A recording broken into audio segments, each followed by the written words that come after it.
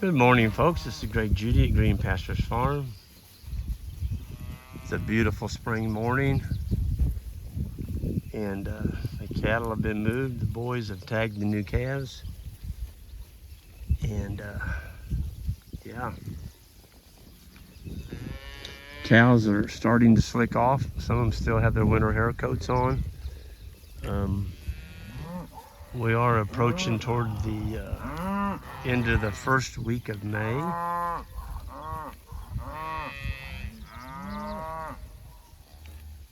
It's just a beautiful morning to be alive.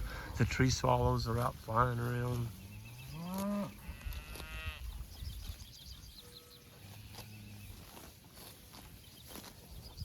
It's that pretty little calf, got a little white spot on his head.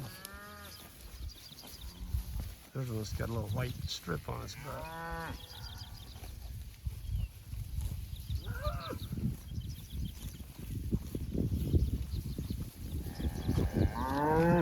It's a brand new baby right there. That's 2 days. Well, it was born yesterday because they tagged it this morning. We don't tag calves on the first day. Boy, was that a pretty calf. Oh.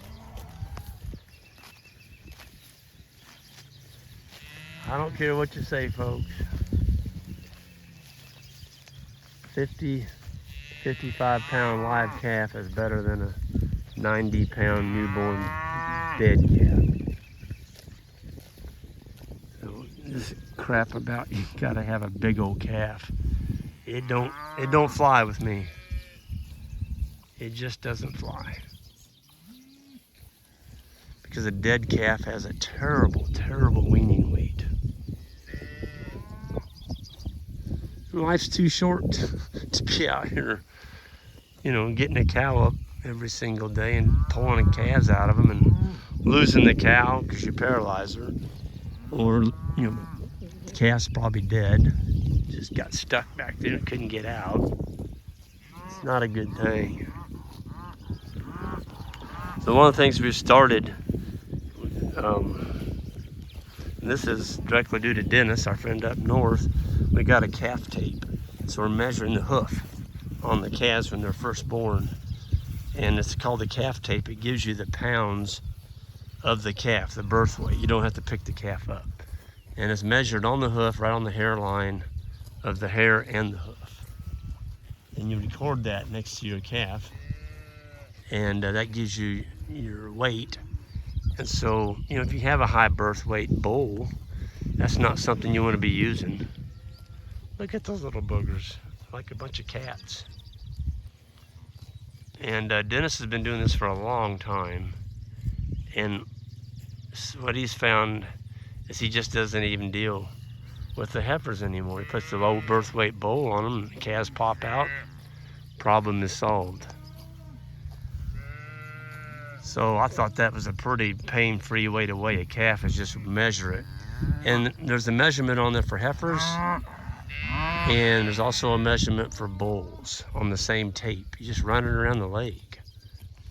So that's gonna be some really good data. And it's easy to get. Man, there's a scat of calves out here. Tell you what now, them boys have been busy tagging and keeping up with all these little boogers. They go hide. They're not like a cow. They'd be hiding underneath them trees over there, or underneath a bush somewhere. Yep. So things are going well. We haven't had any rain, except for that we did get I think it was 3/10 on Sunday night. You know what? It helped. It helped a lot. This dew this morning, or fog, the fog's lifting, it helped. So anyway, I'm gonna head back up, and we're gonna go get the sheep moved. And you talk about a bunch of baby lambs, my gosh, they're popping out. At the sheep field walk we did the other day at the grading school, there was a black ewe that kicked out twins while we were there for the pasture walk. She had 2 black lambs right in front of us. We just didn't get close to them, and she did fine. She had her lambs, and boogers are jumped up and wobbling around and we're sucking within 5 minutes. Folks, y'all have a good one. And oh, I wanted to give a plug. 2 of them. One for the South Pole Field Day. That's going to be held in Virginia, the Virginia South Pole Association. And all you got to do is go southpole.com, and it's the Virginia South Pole Association. You can go back to my video. I think I posted it on Sunday. And it's a really good opportunity to get a hold of some really high quality South Pole. And of course the other plug was for our, we're gonna be going to Canada.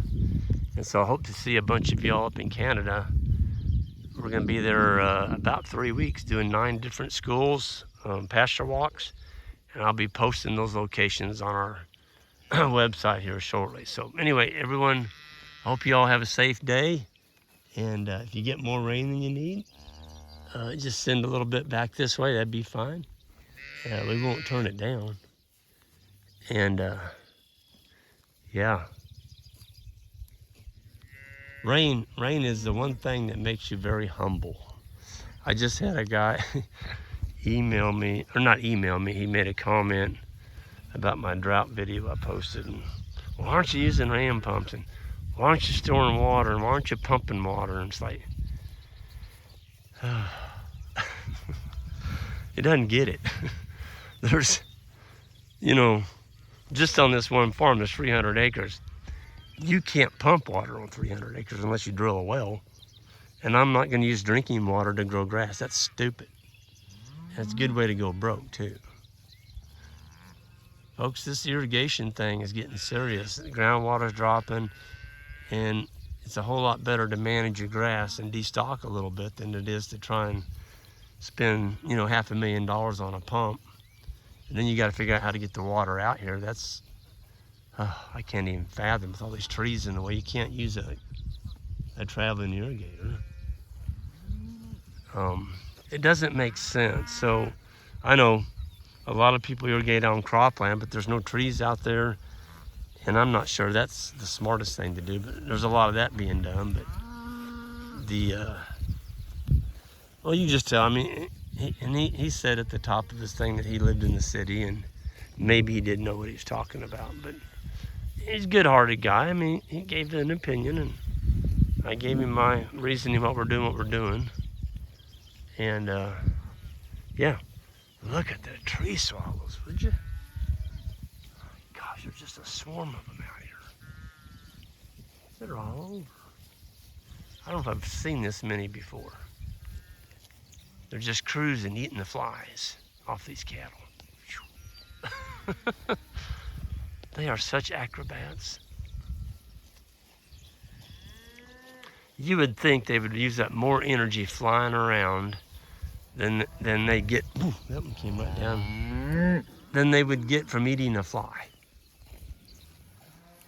There's another.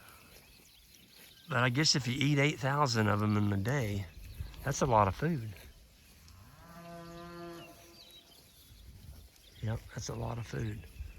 Folks, I'm going to get out of here. Y'all have a good one, and see you next time. And hit that subscribe button on the way out. Thank you.